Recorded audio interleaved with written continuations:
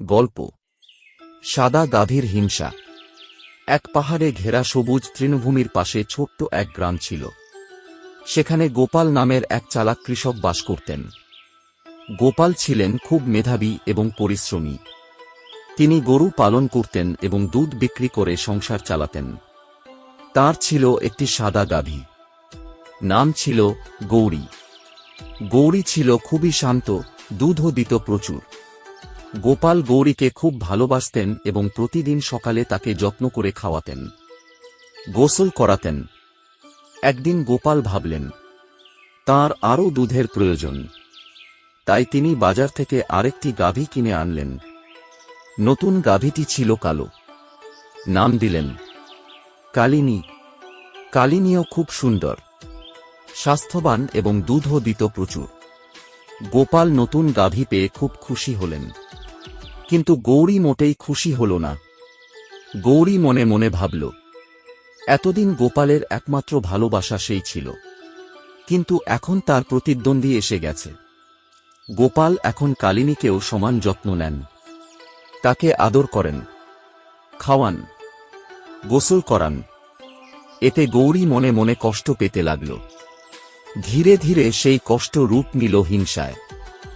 গৌরী দেখল গোপাল যখন কালিনীকে খেতে দেন তখন সে বেশি খুশি হয়ে থাকেন। এটা দেখে সে রাগে গড়গড় করতে লাগল। সে ভাবল, এই কালো গাভীটা না থাকলেই ভালো হতো। একদিন গৌরী সুযোগ পেয়ে গোপনে একটা পরিকল্পনা করল। সে ঠিক করল কালিনীকে ভয় দেখিয়ে এখান থেকে তাড়িয়ে দেবে। সকালে যখন গোপাল মাঠে কাজ করছিলেন তখন গৌরী কালিনীর কাছে গিয়ে বলল, কালিনী, তুমি জানো আমাদের মালিক একদম ভালো না। সে অনেক লোভী। এখন তুমি দুধ দিচ্ছ বলে সে তোমার প্রতি অনেক আদর করতেছে এবং ভালো ভালো খাবার দিচ্ছে। যখন তুমি দুধ দেওয়া বন্ধ করে দিবে তখন সে তোমার প্রতি আর যত্ন নিবে না এবং তোমাকে সে বিক্রি করে দিবে। এখনো সময় আছে কালিনী, তুমি এখান থেকে চলে যাও। কালিনী একটু ভয় পেল, কিন্তু চুপচাপ থাকল।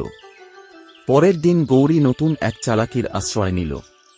সে গোপনে কালিনীর খাবারের জায়গায় গিয়ে তার খাবার ফেলে দিল। তারপর নিজে বেশি করে খেয়ে নিল। গোপাল এসে দেখলেন কালিনী খাচ্ছে না, অথচ গৌরী বেশ তৃপ্ত মুখে দাঁড়িয়ে আছে। তিনি ভাবলেন হয়তো কালিনীর শরীর খারাপ হয়েছে। এভাবে গৌরী প্রতিদিন কিছু না কিছু কৌশল করে কালিনীকে দুর্বল করার চেষ্টা করতে লাগল। কিন্তু কালিনী সহজে হার মানার গরু ছিল না।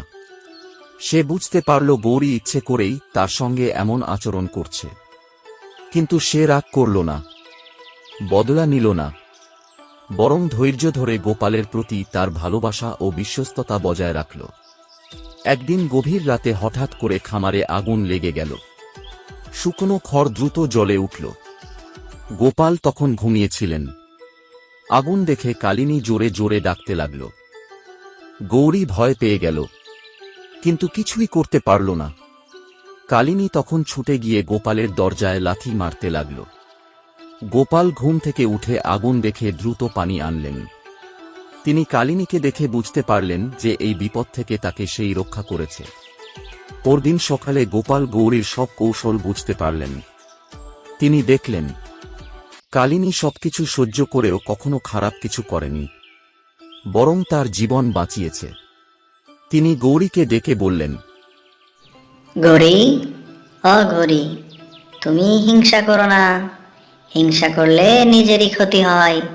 আজকে যদি কালিনী হিংসা করত তাহলে তোমাকে আমাকে কেউ বাঁচাতে পারতো না। কালিনী ধৈর্যের পরিচয় দিয়েছে।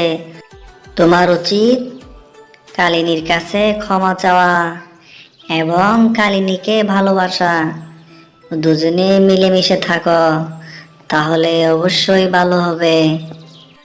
গৌরী তখন বুঝতে পারল সে অন্যায় করেছে। সে লজ্জিত হয়ে কালিনীর কাছে ক্ষমা চাইল।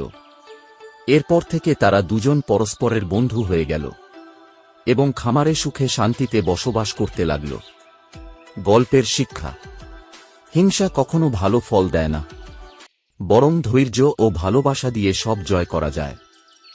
নতুন নতুন ভিডিও পেতে সাবস্ক্রাইব করুন এস বাংলা অ্যানিমেশন চ্যানেল।